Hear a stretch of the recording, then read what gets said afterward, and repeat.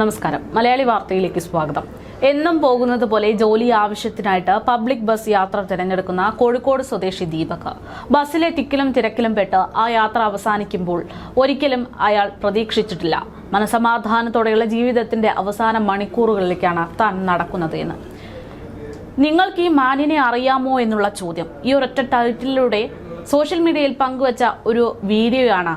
Bad touch experience പറയുന്ന ഒരു വീഡിയോയാണ് എല്ലാത്തിനും തുടക്കം. സാമൂഹിക പ്രവർത്തകയും കൺസൾട്ടന്റ് സൈക്കോളജിസ്റ്റുമായിട്ടുള്ള ഷിംജിത പങ്കുവച്ച വീഡിയോ 2 തവണ പോസ്റ്റ് ചെയ്യപ്പെടുന്നു.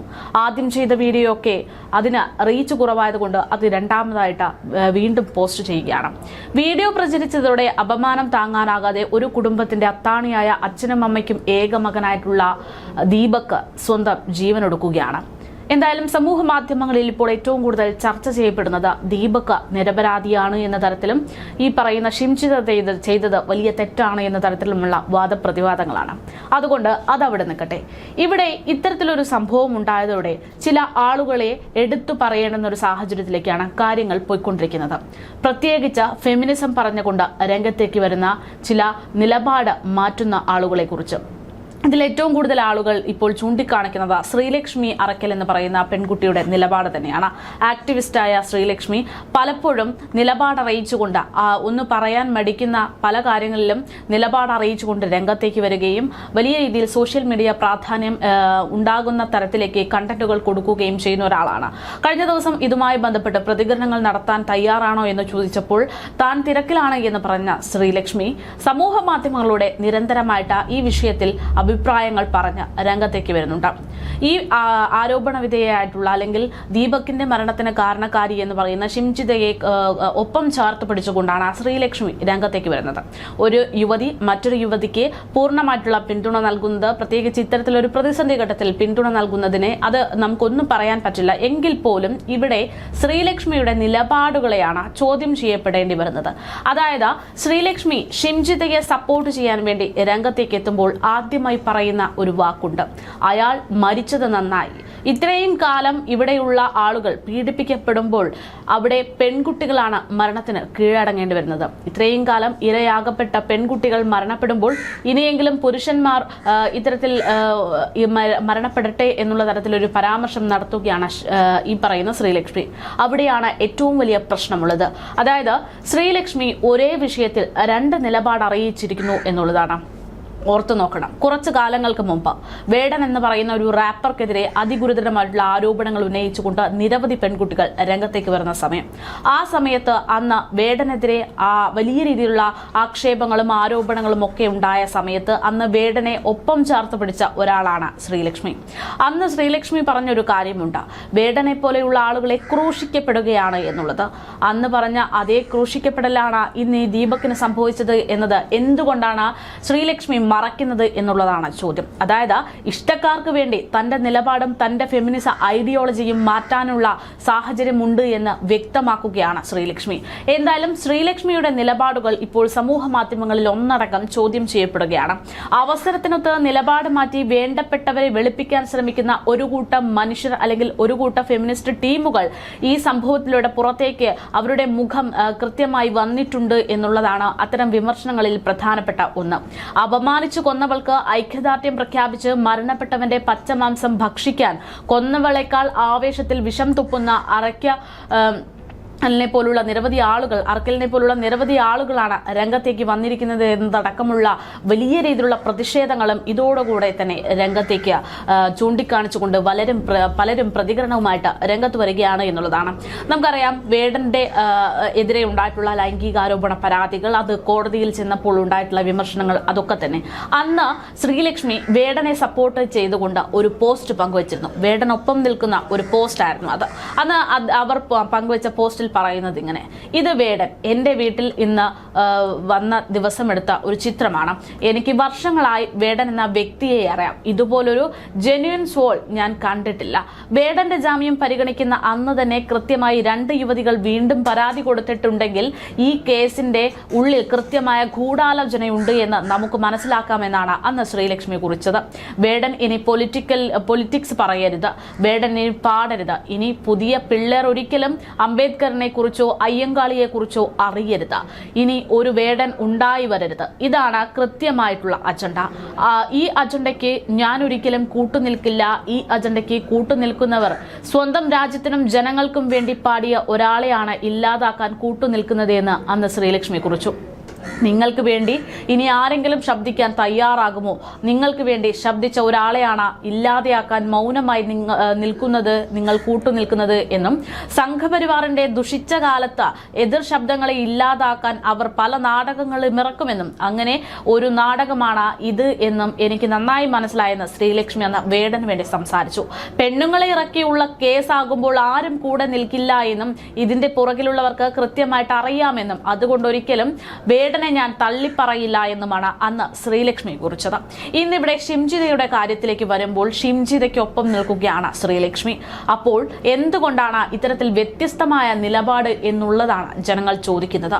അതായത് അന്ന് വേടൻ എന്താണോ അനുഭവിച്ചത് അതേ വേദനയിലൂടെ തന്നെയാണ് ഇന്ന് ഈ പറയുന്ന ദീപക്കും കടന്നുപോയിരിക്കുന്നത് എന്നത് എന്തുകൊണ്ട് ശ്രീലക്ഷ്മി മറച്ചുവെക്കുന്നു എന്നുള്ളത്. ആ പെൺകുട്ടിയെ ആരും ക്രൂശിക്കരുത്, ആ പെൺകുട്ടിക്കെതിരെ ആരും സൈബർ ആക്രമണം നടത്തരുത്, ഇന്നല്ലെങ്കിൽ നാളെ അവൾ ആത്മഹത്യ ചെയ്താൽ ആര് മറുപടി പറയുമെന്നുള്ള ചോദ്യമാണ് ശ്രീലക്ഷ്മി ഉന്നയിക്കുന്നത്. അത്തരമൊരു ചോദ്യം ചോദിക്കുന്ന ശ്രീലക്ഷ്മിയും ഇത് കേൾക്കുന്ന ഷിംജിതയും ഓർക്കേണ്ടുന്ന ഒരു കാര്യമുണ്ടായിരുന്നു. ഒരു സൈക്കോളജിസ്റ്റ് ആയിട്ട് എന്തുകൊണ്ട് ഇത്തരത്തിൽ ഒരു മനുഷ്യന്റെ മനസ്സിനെ തകർക്കുന്ന തരത്തിലൊരു പ്രവർത്തനം കാഴ്ചവെച്ചു എന്നുള്ളത്. ഈ ബസ്സുകളിൽ ഇത്തരത്തിലുണ്ടാകുന്ന അനുഭവങ്ങൾ അത് സ്വാഭാവികമാണ്, ആ യാഥാർത്ഥ്യമാണ്. ഒരു പക്ഷേ അതിന് പ്രതികരിക്കേണ്ടുന്ന രീതി ഇതായിരുന്നില്ല എന്നുള്ളതാണ് യാഥാർത്ഥ്യം. ആ പെൺകുട്ടി റീച്ചിന് വേണ്ടി മാത്രമാണ് ഇത്തരത്തിലുള്ള വീഡിയോ ഉണ്ടാക്കിയത് എന്നുള്ളതാണ് ഇപ്പോൾ വിമർശകർ ഒന്നടങ്കം ചൂണ്ടിക്കാണിക്കുന്നത്. അത് ആ വീഡിയോയുടെ ഓരോ വശത്തു നിന്നും മനസ്സിലാകുന്നത് അല്ലെങ്കിൽ ആ വീഡിയോ കാണുന്ന ഓരോ സീക്വൻസും എടുത്തുകൊണ്ട് ആളുകൾ വിശദീകരിക്കുന്നത് കൊണ്ടാണ് ഇവിടെ ചോദ്യം ഉന്നയിക്കപ്പെടുന്നത്. ആദ്യം ഒരു വീഡിയോ ഇട്ടു, ആ വീഡിയോയ്ക്ക് റീച്ച് കിട്ടാത്തത് കൊണ്ട് അതേ വീഡിയോ തന്നെ റീപോസ്റ്റ് ചെയ്തു എന്നതുകൊണ്ടാണ് ഇവിടെ റീച്ച് മാത്രമായിരുന്നു ഉദ്ദേശമെന്നും ആ വ്യക്തിയെ വ്യക്തിഹത്യ ചെയ്തതാണ് ഷിംജിത ചെയ്തത് എന്നതൊക്കെ വിമർശനങ്ങൾക്ക് കാരണമായി മാറുന്നത്. പക്ഷെ ഇതൊന്നും മനസ്സിലാക്കാതെ ശ്രീലക്ഷ്മി തന്റെ നിലപാടുകൾ ഇഷ്ടാനുസരണം മാറ്റുന്നു എന്നുള്ളതാണ് ഏറ്റവും വലിയ പ്രധാനപ്പെട്ട കാര്യം. നമുക്കറിയാം, ഫെമിനിസം പറഞ്ഞു വരുന്ന ഓരോ പെൺകുട്ടികളും അല്ലെങ്കിൽ ഫെമിനിസം പറഞ്ഞു വരുന്ന ഓരോ പുരുഷന്മാരും അത് യഥാർത്ഥത്തിൽ ശ്രദ്ധയാകർഷിക്കപ്പെടുന്ന ഒന്ന് തന്നെയാണ്. കാരണം അവരുടെ ചിന്താഗതികൾ സാധാരണഗതിയിൽ നിന്ന് വ്യത്യസ്തമാകുന്നു എന്ന് പറയുന്ന ഒരു വലിയ സമൂഹമാണ് നമുക്ക് ചുറ്റുമുള്ളത്. പക്ഷേ ഇവിടെ നിലപാടുകൾ വ്യത്യസ്തമായി പറയുന്നത് കൊണ്ട് തെറ്റില്ല. പക്ഷേ ഒരേ വിഷയത്തിൽ രണ്ട് നിലപാടാകുമ്പോഴാണ് ചോദ്യം ചെയ്യപ്പെടുന്നത് എന്നുള്ളതാണ്. എന്തായാലും യുവതിക്കെതിരെ ഇപ്പോൾ വലിയ രീതിയിലുള്ള വിമർശനങ്ങൾ കോഴിക്കോട് സ്വദേശിയായിട്ടുള്ള ദീപകിന്റെ മരണവുമായി ബന്ധപ്പെട്ട് ഉണ്ടാകുന്നുണ്ട്. ആ വിമർശനങ്ങൾ സമൂഹ മാധ്യമങ്ങളിൽ ഉയരുമ്പോൾ അവർക്ക് പിന്തുണ അറിയിച്ചുകൊണ്ടാണ് ആക്ടിവിസ്റ്റ് ആയിട്ടുള്ള ശ്രീലക്ഷ്മി ഇന്ന് രംഗത്തേക്ക് വന്നിട്ടുള്ളത്. ആ വീഡിയോ കണ്ട മാത്രയിൽ താൻ മനസ്സിലാക്കി അയാൾ വൃത്തികെട്ടവനാണ് എന്ന് ശ്രീലക്ഷ്മി കുറിക്കുന്നു. ഇല്ലെങ്കിൽ ഒരിക്കലും അവളുടെ ശരീരത്തിൽ സ്പർശിക്കില്ലായിരുന്നു എന്നാണ് പറയുന്നത്. ഇത് കറക്റ്റ് അവളുടെ ബ്രസ്റ്റിൽ തന്നെയാണ് അയാൾ മുതുകുകൊണ്ട് സ്പർശിക്കുന്നതെന്നും വീഡിയോ എടുക്കുന്നതിന് മുൻപ് തന്നെ അയാൾ സ്പർശനം തുടങ്ങി എന്ന കാര്യം വ്യക്തമാണെന്നും ശ്രീലക്ഷ്മി കുറിക്കുന്നു. ബസ്സിൽ ഇത്തരം അനുഭവങ്ങൾ അനുഭവിച്ചവർക്ക് അത് കറക്റ്റ് മനസ്സിലാകുമെന്നതടക്കം പറഞ്ഞുകൊണ്ട് ഷിംജിതയെ ആരും സൈബർ അറ്റാക്ക് ചെയ്യരുത് എന്നാണ് ശ്രീലക്ഷ്മി പറഞ്ഞു വെക്കുന്നത്. പ്രതികരിക്കുന്ന പെൺകുട്ടികളെ കേസ് കൊടുത്ത് ഒതുക്കാൻ നോക്കുന്നത് ഇനി പെൺകുട്ടികൾ പ്രതികരിക്കാതെ ഇരിക്കാൻ വേണ്ടിയാണ് എന്നും എങ്കിൽ മാത്രമേ ഇത്തരത്തിലുള്ള ആളുകൾക്ക് മുന്നോട്ട് പോകാൻ ഒരു അവസരം ഒരുക്കൂ എന്നൊക്കെയാണ് പറയുന്നത്. അതായത് എന്തായാലും ഷിംജിതയ്ക്ക് ഒപ്പം നിൽക്കണോ വേണ്ടയോ എന്നുള്ളതൊക്കെ ശ്രീലക്ഷ്മിയുടെ സ്വന്തം നിലപാട് തന്നെയാണ്. അതിലൊന്നും ചോദ്യം ചെയ്യാനോ വിമർശനങ്ങൾ ഉന്നയിക്കാനോ നമ്മൾ ആളല്ല. ഇപ്പോൾ ശ്രീലക്ഷ്മി തന്നെ ഇന്ന് സമൂഹ മാധ്യമങ്ങളിൽ പങ്കുവച്ചിരിക്കുന്ന സ്റ്റോറീസിലൊക്കെ പറയുന്നുണ്ട്, ഈ നാട്ടിൽ ഓരോരുത്തരെയും വിമർശിക്കാനും അവരുടെ പറയുന്ന നിലപാടുകളെ വിശകലനം ചെയ്യാനുള്ള അവകാശം എല്ലാവർക്കും ഉണ്ട്. അതുപോലെ തന്നെ താനും തന്റെ അഭിപ്രായം പറയുന്നു, നിലപാട് പറയുന്നു എന്നുള്ളത്. പക്ഷെ ആ നിലപാടുകളിലെ മാറ്റമാണ് ഇവിടെ വിഷയം. വേടനെ അന്ന് കൂട്ടുനിന്ന് വേടന് അന്ന് ഒപ്പം ചേർന്ന് വേടന് വേണ്ടി പോരാടാൻ ശ്രമിച്ച ശ്രീലക്ഷ്മി എന്തുകൊണ്ട് ദീപകിന്റെ മരണത്തിന് ഉത്തരവാദി ആരാണ് എന്ന് സംസാരിക്കാൻ സമ്മതിക്കുന്നില്ല എന്നുള്ളതാണ് ചോദ്യം. ഈ പറയുന്ന പെൺകുട്ടിക്ക് ഉണ്ടായിട്ടുള്ള ദുരനുഭവം അത് ഒരിക്കലും ന്യായീകരിക്കാൻ പറ്റില്ല. അങ്ങനെ ഒരു ദുരനുഭവം ഉണ്ടായിട്ടുണ്ടെങ്കിൽ ഏറ്റവും ഒരു സാമൂഹിക പ്രതിബദ്ധതയുള്ള ഒരു വ്യക്തിയാണ്, അതിനേക്കാൾ ഉപരി എഡ്യൂക്കേഷൻ ക്വാളിഫിക്കേഷൻ ഉള്ള ഒരു വ്യക്തിയാണ്, ധൈര്യത്തോടെ ഇൻഫ്ലുവൻസർ ആയിട്ട് മുന്നോട്ട് പ്രവർത്തിക്കാൻ ധൈര്യമുള്ള ഒരു വ്യക്തിയാണ്. അങ്ങനെയുള്ള ഒരു വ്യക്തിക്ക് എന്തുകൊണ്ട് മറ്റൊരു രീതിയിൽ, അതായത് അയാളെ നാട്ടുകാർക്ക് മുന്നിൽ ഇട്ടുകൊടുക്കാതെ ഈ ഒരു പ്രശ്നത്തിന് പരിഹാരം കണ്ടെത്താൻ ഷിംജിത ശ്രമിച്ചില്ല എന്നുള്ളൊരു ചോദ്യം ഒരുപക്ഷെ ശ്രീലക്ഷ്മി ഉന്നയിച്ചിരുന്നെങ്കിൽ അതായിരുന്നു യഥാർത്ഥത്തിൽ ശ്രീലക്ഷ്മിയുടെ നിലപാട്. വേടൻ അന്ന് ഒപ്പം നിന്ന് അതേ നിലപാടെന്ന് പറയേണ്ടുന്ന സാഹചര്യത്തിലേക്ക് എത്തിക്കുക. പക്ഷേ ഇവിടെ മറിച്ച് ഷിംജിതയെ കൂട്ടുചേർന്നുകൊണ്ട് ആ കുട്ടിയെ വളഞ്ഞാക്രമിക്കരുത്, ആ കുട്ടിക്ക് മാനസിക സമ്മർദ്ദം നൽകല്ലേ എന്നൊക്കെ പറഞ്ഞുകൊണ്ട് നിൽക്കുന്ന ശ്രീലക്ഷ്മിയുടെ നിലപാട് അത് വളരെയധികം വിമർശനങ്ങൾക്ക് ഇരയാക്കുന്നുണ്ട്. എന്തായാലും വാർഡ് മെമ്പറായ ആൾക്ക് വീഡിയോ എടുത്ത് റീച്ച് ആക്കേണ്ട ഗതികേടില്ല എന്നാണ് ഇതിൽ ന്യായീകരണമായിട്ട് ശ്രീലക്ഷ്മി പറയുന്നത്. ഷിംജിതയെ പിന്തുണച്ചുകൊണ്ട് നിരവധി കുറിപ്പുകളും അവർ സമൂഹ മാധ്യമങ്ങളിലൂടെ പങ്കുവെക്കുന്നുണ്ട്. പ്രതികരിക്കുന്ന സ്ത്രീകൾക്കെതിരെ സൈബർ ആക്രമണം നടത്തി തെറി വിളിച്ച് വാ അടപ്പിക്കാൻ നോക്കണ്ട എന്നും പെൺകുട്ടി പകർത്തിയ വീഡിയോയിൽ ഷോൾഡർ ഉപയോഗിച്ച് തട്ടുന്നത് വ്യക്തമായി കാണുന്നുണ്ട് എന്നുമാണ് ശ്രീലക്ഷ്മി പറയുന്നത്. അതേസമയം അമ്മയോടും അച്ഛനോടും പറഞ്ഞിട്ടല്ല ബസ്സിൽ ആണുങ്ങൾ മുട്ടാൻ വരുന്നതെന്നും മിക്ക അമ്മയ്ക്കും അച്ഛനും അവരുടെ മക്കൾ തെറ്റ് ചെയ്യാത്ത നല്ലവരായിരിക്കുമെന്നും അതാണ് ഈ പറയുന്ന ദീപകിന്റെ മരണസമയത്ത് ആ അമ്മ കരയുമ്പോൾ പറഞ്ഞുകൊണ്ടിരിക്കുന്നത് എന്നുള്ള ന്യായീകരണമാണ് ഈ പറയുന്ന ശ്രീലക്ഷ്മി ഉന്നയിക്കുന്നത് എന്നുള്ളതാണ്. എന്തായാലും ഇത്തരത്തിൽ ശ്രീലക്ഷ്മിയുടെ ന്യായീകരണങ്ങളൊക്കെ ഓരോന്നായിട്ട് പറഞ്ഞുകൊണ്ടിരിക്കുമ്പോഴും അവിടെ ചോദ്യചിഹ്നമാകുന്നത് വേടനൊപ്പം ചേർന്ന ശ്രീലക്ഷ്മി എന്തുകൊണ്ട് ഇന്ന് മരണപ്പെട്ട ദീപകിന്റെ മരണത്തിന്റെ ഒരു ആഴം മനസ്സിലാക്കുന്നില്ല എന്നത് തന്നെയാണ്. എന്തായാലും വലിയ രീതിയിലുള്ള വിമർശനങ്ങൾ ഇപ്പോൾ ശ്രീലക്ഷ്മിക്കെതിരെയും വരുന്നുണ്ട് എന്നുള്ളതാണ് ഈ ഒരു വിഷയത്തിൽ യഥാർത്ഥത്തിൽ പറയേണ്ടുന്നത്. ശ്രീലക്ഷ്മി മാത്രമല്ല, അത്തരത്തിൽ നിരവധി ഫെമിനിസ്റ്റ് ചിന്താഗതിയുള്ള നിരവധി